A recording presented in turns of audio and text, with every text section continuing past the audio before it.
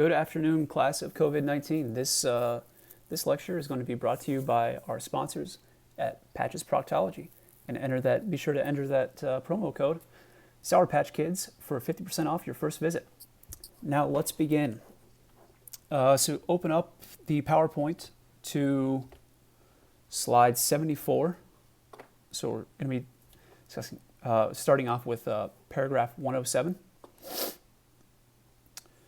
So regarding the meaning of making the method and aims of science and technology an epistemological paradigm which shapes the lives of individuals and the working of societies.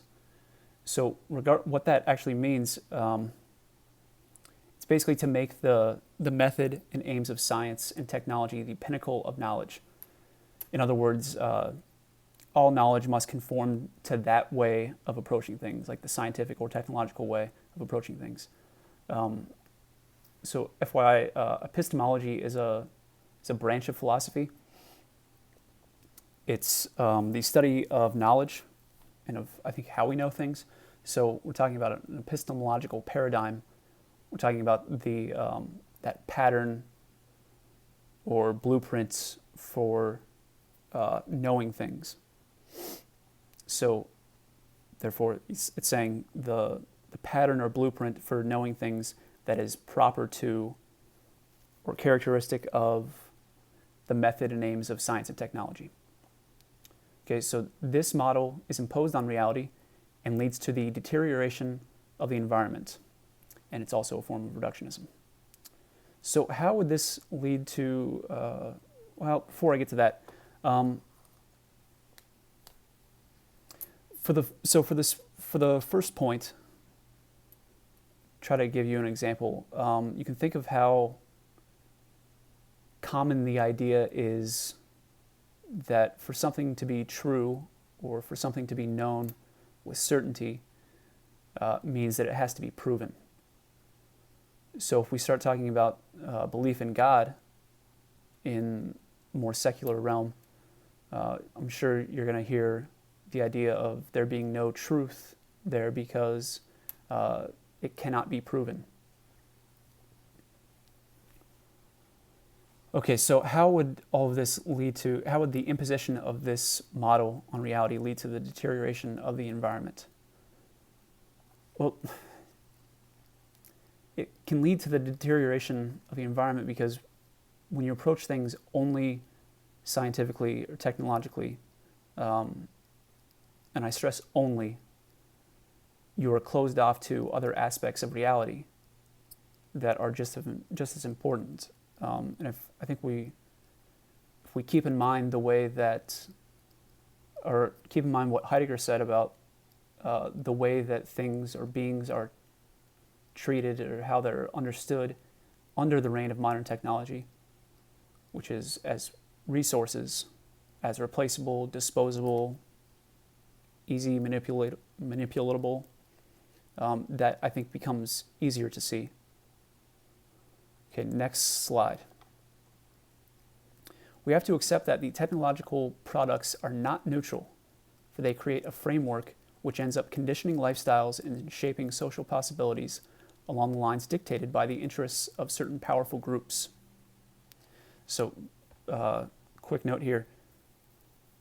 Notice Papa speaks of a framework, and that's actually, framework is one of the translations for Gestell, the word that we translated with in framing.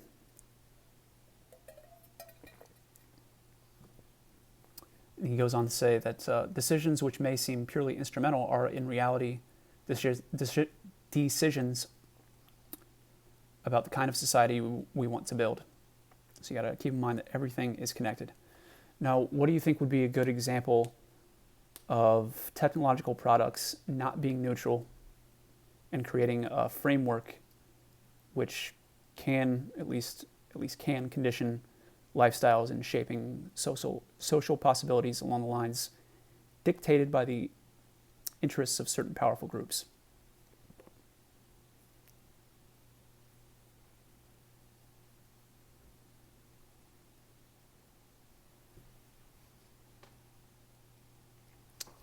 Some of the examples that I think might resonate pretty well with you are Facebook, Twitter, YouTube. Like, at least I know Twitter canceling the accounts of people based on just saying what they they think to be true and accurate. If it offends somebody, it's gone. And YouTube, I think, at least I'm pretty sure that they have demonetized videos from prominent podcasters if they're speaking out against how do I put that? Speaking out against PC culture, to put it simply. So I think those would be two good examples of these things being not neutral. Next slide. The notion of promoting a different cultural paradigm and employing technology as a mere instrument is nowadays inconceivable. The paradigm has become so dominant that it would be difficult to do without its resources, and even more difficult to utilize them without being dominated by its internal logic. Do you think that's overblown? Could be. But at least for most of you, I would say try giving up your phone for a day and tell me that's the case. Also, remember the meaning of paradigm. So it's an example or pattern, especially an outstandingly clear or typical example or archetype. But it can also mean a philosophical and theoretical framework. We're actually going to discuss that more in depth a little bit later on. So let's just go on to the next slide. When we come to see this issue clearly, we come to see that, at least in a sense, we are trapped. It has become countercultural to choose a lifestyle whose goals are even partly independent of technology, of its costs, and its power to globalize and make us all the same. So I'd really like to know if you agree with this. Feel free to voice questions or opinions in the comments section. Just keep it PG, so to speak.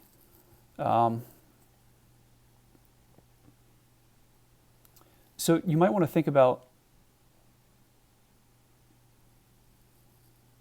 how difficult it would be to give up your phone, but not just your phone, your email, Twitter, Snapchat, or whatever you got,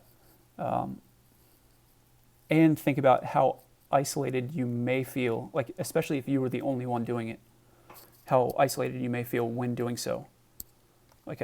I've heard that a lot of you, if you went to CYSC, you give up your cell phone, or you're not on your cell phone for that time, but you're in that together.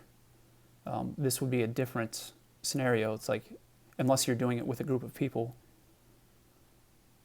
which would kind of be creating your own micro culture. It might be a bit isolating. Also, there's a name that's said in reference to people who really oppose and hate technology. They're called Luddites. I can't remember the history of that term. Clean Canteen. But this, I think it's important that you recognize that what I'm saying, and especially what Pope Francis is saying, is does not coincide with the being a Luddite of opposing or hating technology. Instead, it's more of an opposition towards the dominance of, I would say the dominance of the technocratic paradigm, as Papa would put it. It's like it's Yeah, I think that should make sense to you. Okay, next slide. Technology tends to absorb everything into its ironclad logic, and those who are surrounded with technology know full well that it moves forward in the final analysis neither for profit nor for the well-being of the human race, that in the most radical sense of the term, power is its motive, a lordship over all. So that's actually a big connection with Heidegger, talking about like the mastery and lordship over everything. So that's a picture of a black hole, even though it's obviously it's not real because you can't really take a picture of a black hole, or at least in the normal sense of the word photo, because light does not escape it. So, but I think that is kind of I think it can be a good image just regarding the absorption, or the way that technology can absorb everything.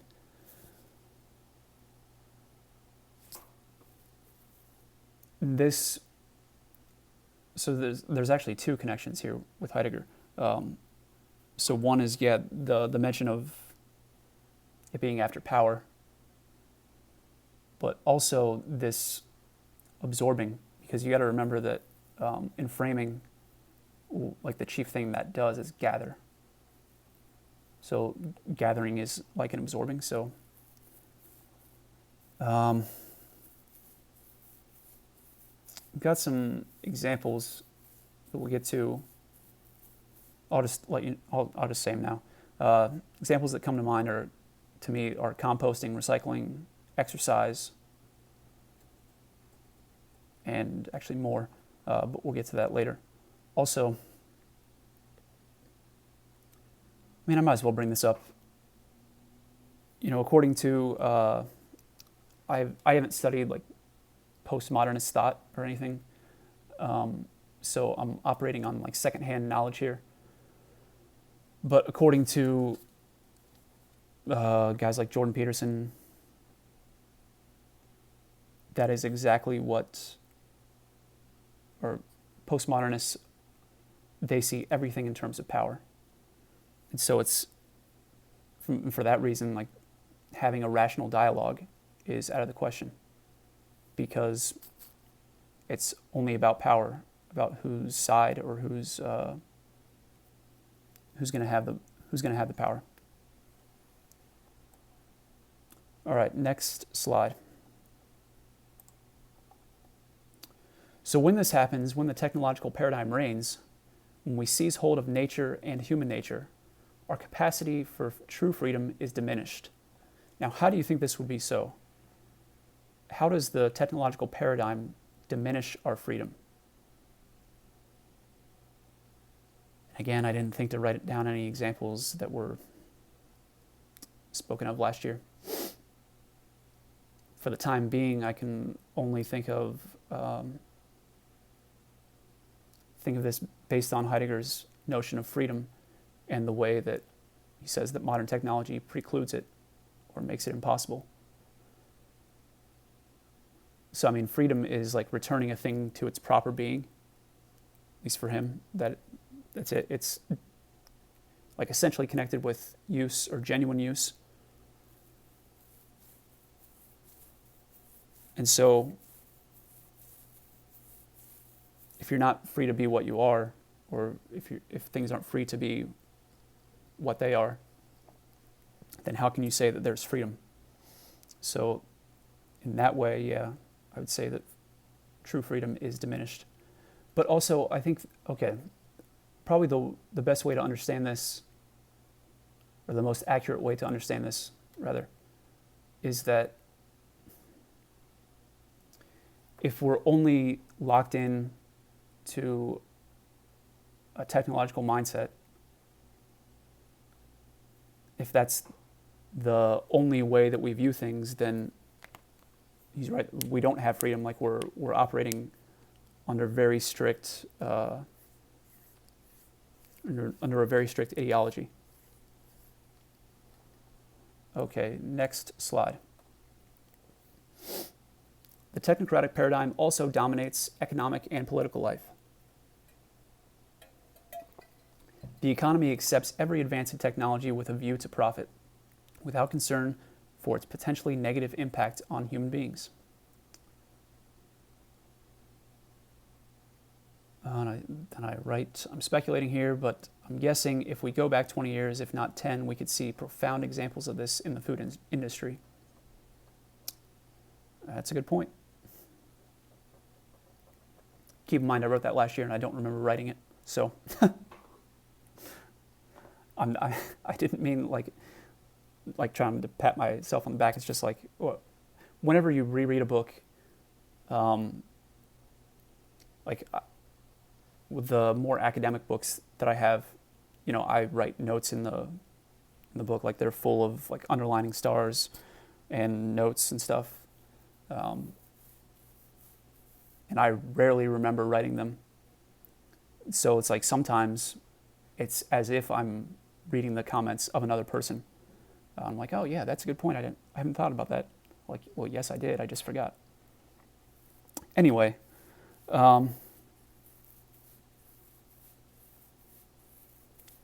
this is pure speculation on my part, and I'm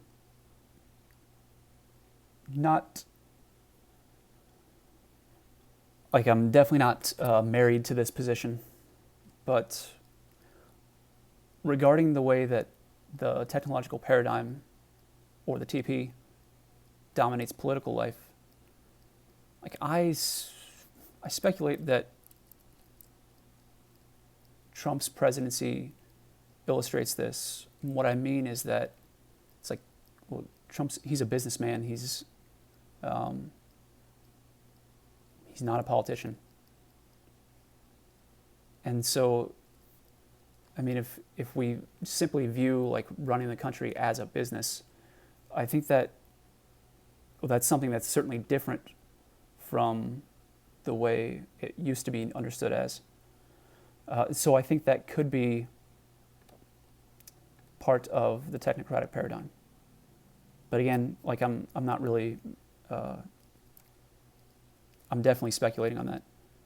But I mean, if you think seriously about this, I don't know, I think there's something there. But also, if you break down particular things like, go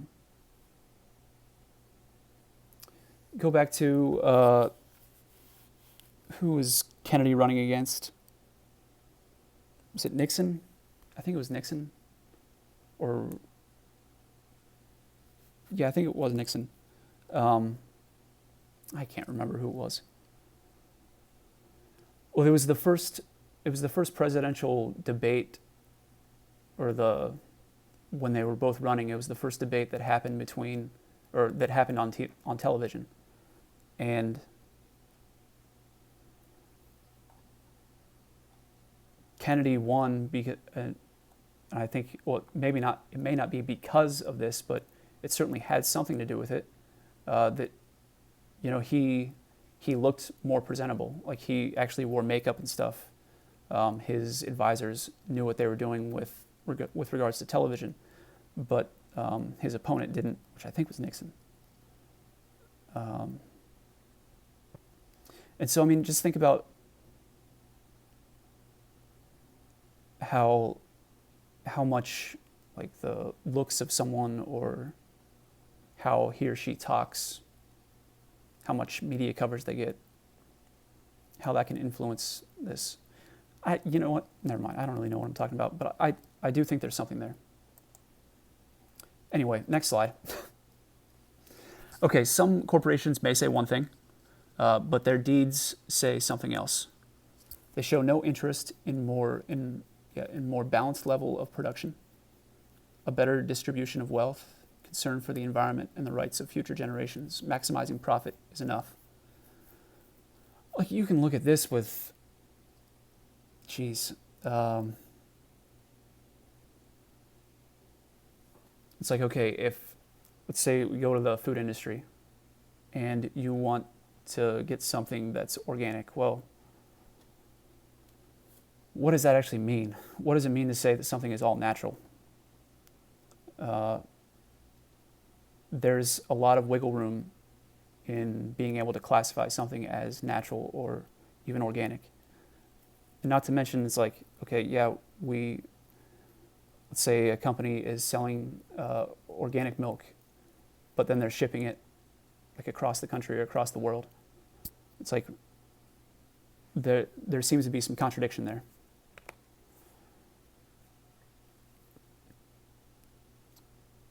But it definitely is worth noting that, along with many other issues, this issue is definitely complex. I mean, it's a complex and slippery slope because it's essential that we go about trying to change these things the right way. And I think, yes, there are definitely wrong ways to arrive at these solutions that we're aiming for.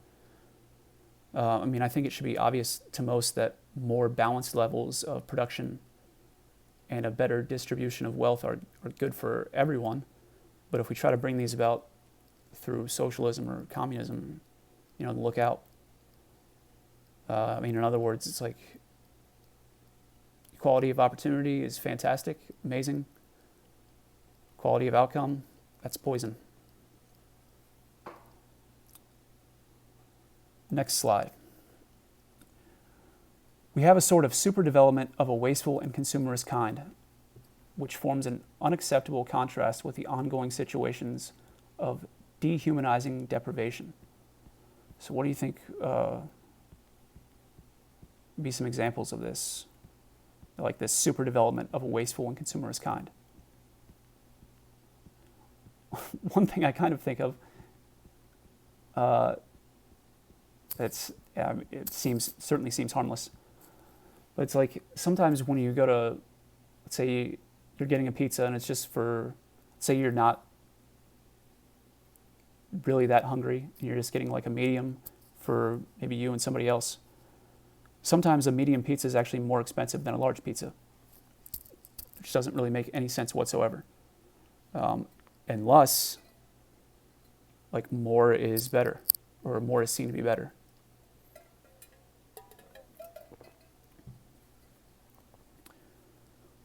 But we are far too slow to develop initiatives and economic institutions that help the poor gain access to basic resources.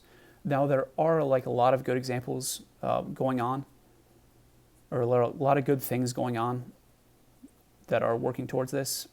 Unfortunately, I just can't remember the specifics of the few that I know about. But I mean, given that, according to the UN, we're lifting so many more people out of poverty or we're doing it faster than like the best expectations. It's like there's definitely some good examples of it. But sorry, I'll try to be more prepared with examples next time. Okay, next slide. We fail to see the deepest roots of our present failures, which have to do with the direction, goals, meaning, and social implications of technological and economic growth. Now, this is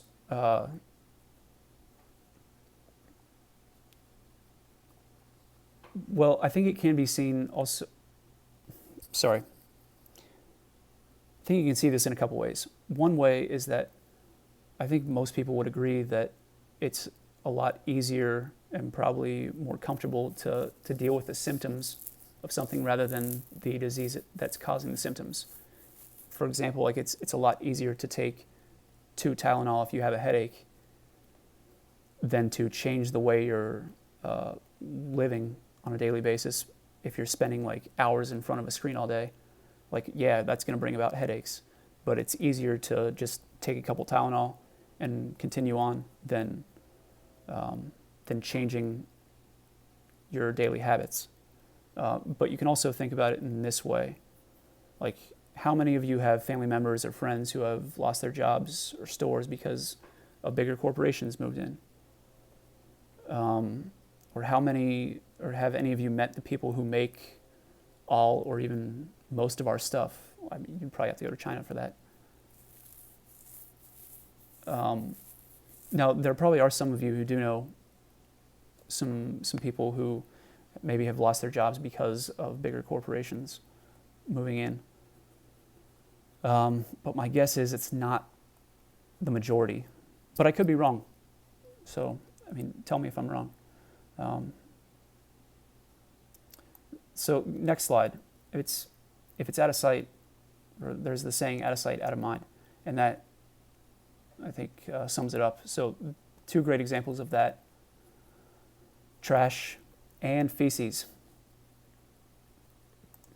Yes, I do advocate for if it's yellow, let it mellow. If it's brown, flush it down.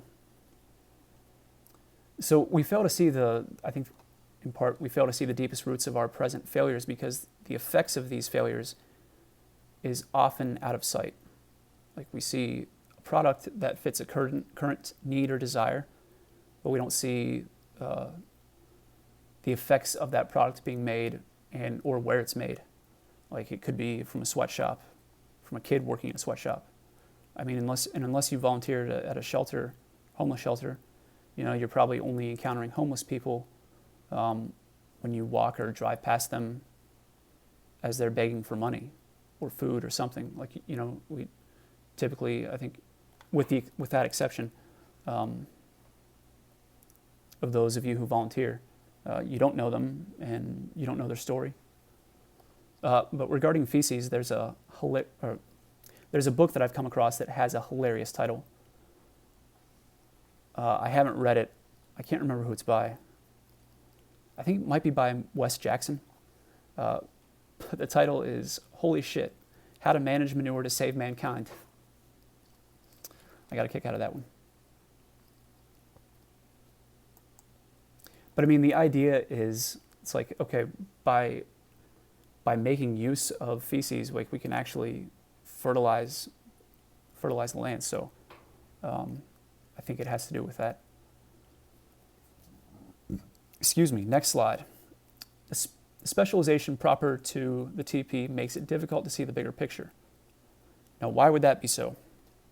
Why would the specialization inhibit us from seeing the bigger picture? Well, it's not rocket science. Think about looking at something through a microscope. You're going to see the fine details of it, but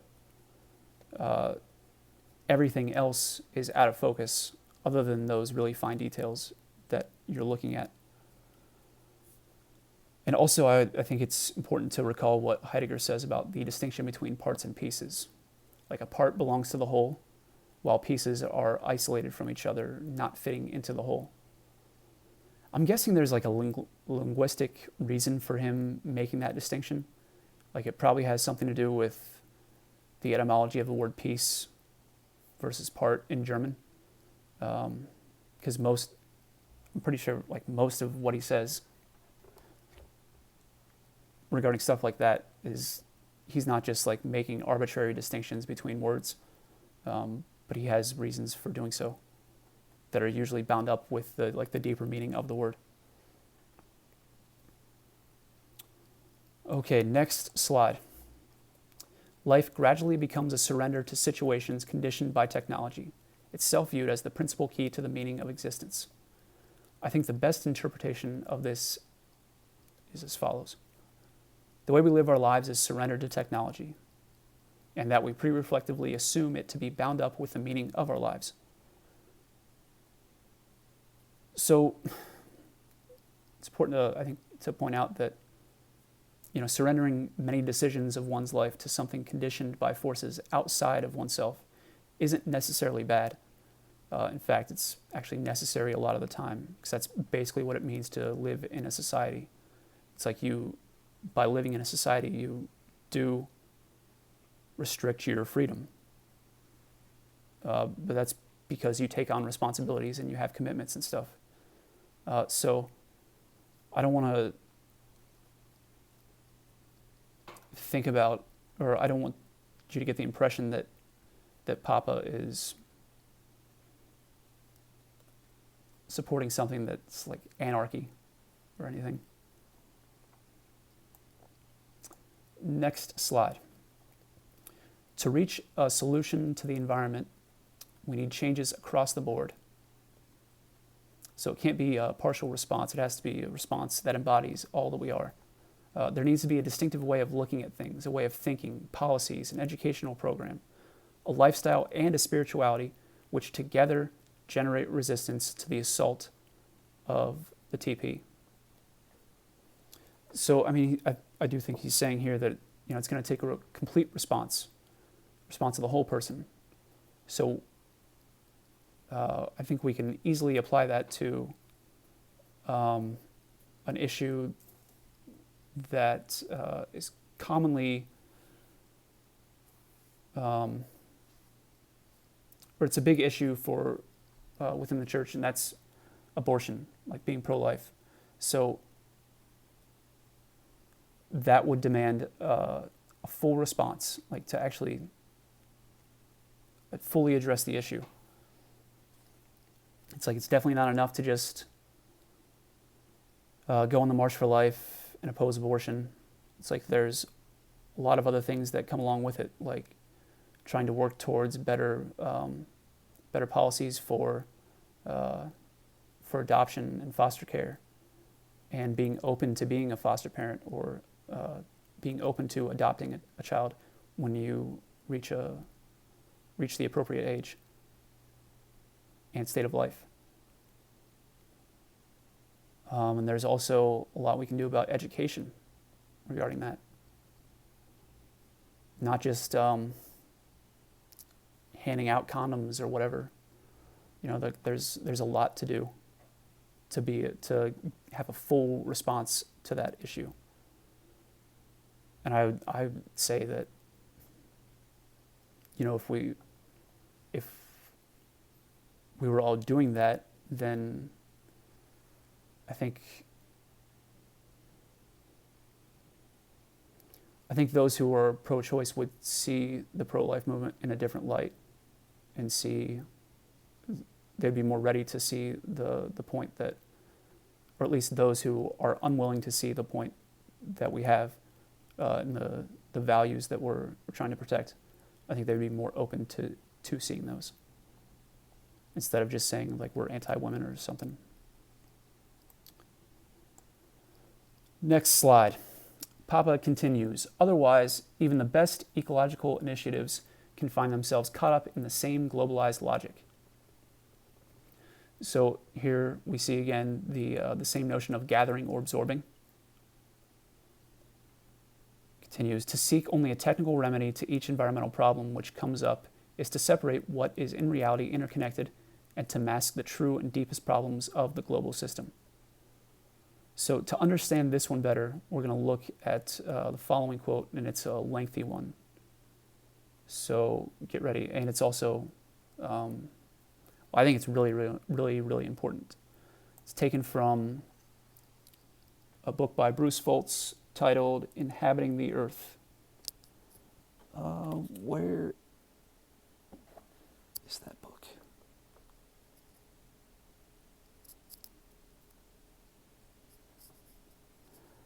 Well, sorry, I have a lot of books in my apartment.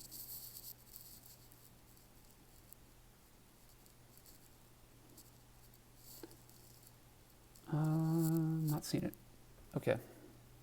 Well, it's called Inhabiting the Earth by Bruce Foltz. It is precisely the uncanny dominance of technology that enables it to co-opt and incorporate any attempts to stand outside the technological framework that are not derived from and solidly rooted in a thinking that approaches the earth poetically. So when he brings up poetically here, this is something, it's kind of like an alternative to it's an alternative kind of to modern technology. It's something that Heidegger wrote about in his much later thought. I think we'll get a hint of that in next slide. So I'll just continue on here. Oh, but before I do, so we're going to see two opposite attitudes or components or comportments juxtaposed. So we're going to place them side by side each other. So in this slide, we're going to see the intentionality of them through a technological lens. And in the following slide, it's going to be through what Heidegger calls a poetic lens. So I want you to read these carefully, and I'll read them out loud, but definitely read them carefully. Wilderness areas can be set aside as inventories for special sorts of recreation, which in turn allow for a more efficient output of job energies. Recycling can be undertaken from the point of view of consumption and its opposite, waste, and hence incorporated into the stockpiling of resources. And composting can be understood as merely a more clever and more efficient gardening technology, yielding a more constant availability of nutrients. Such efforts would only serve to enhance the reign of technology by increasing its range while obscuring its pervasiveness. So think about what is common in all three of these, in the red, yellow, and green.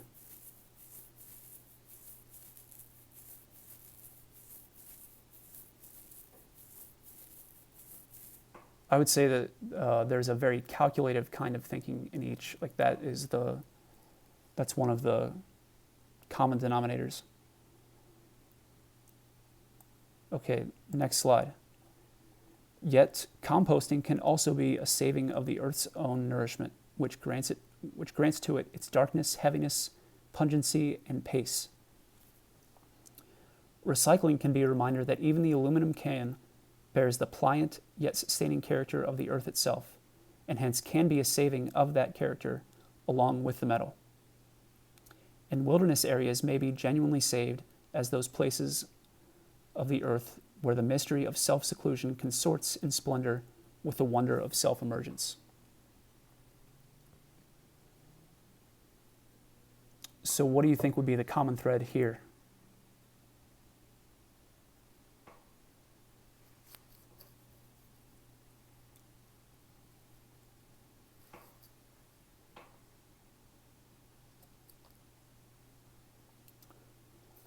You might want to, or you might be thinking like dignity, respect, care, which I would say are authentically human.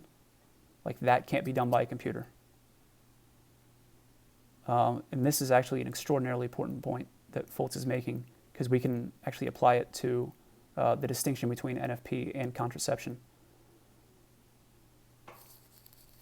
Because, I mean, a lot of it depends on whether the saving that's going on arises from dwelling, which you don't really, we haven't read that, arises from dwelling, and thus the whatever is founded on the poetic. So it's like, what are the intentions with which we're doing things? You know, one way to think about it may be to use like a more biblical example, the poor widow who donates like a penny versus the rich guy who donates a bunch of money to the temple, but he's giving from his surplus and not from his livelihood, while the poor widow is giving basically sacrificing her livelihood in doing so. So it's the intention there. It's not necessarily the outcome or the act. So like a lot of things can be viewed in multiple ways. Okay, next slide. So there is hope. Liberation from the dominant technocratic paradigm does in fact happen sometimes. Examples: when small producers, and big ones as well, adopt less polluting means of production, opting for a non-consumerist model of life, recreation, and community. When tech is directed toward resolving people's concrete problems, helping them reduce unnecessary suffering. And when the desire to create and contemplate beauty manages to overcome reductionism through a kind of salvation which occurs in beauty and in those who behold it. So for A, I think a great example would be a local restaurant, getting its meat and produce from local farmers. For B, good example I think could be smartphones, and especially the apps available. I mean, they've been so helpful to many different people.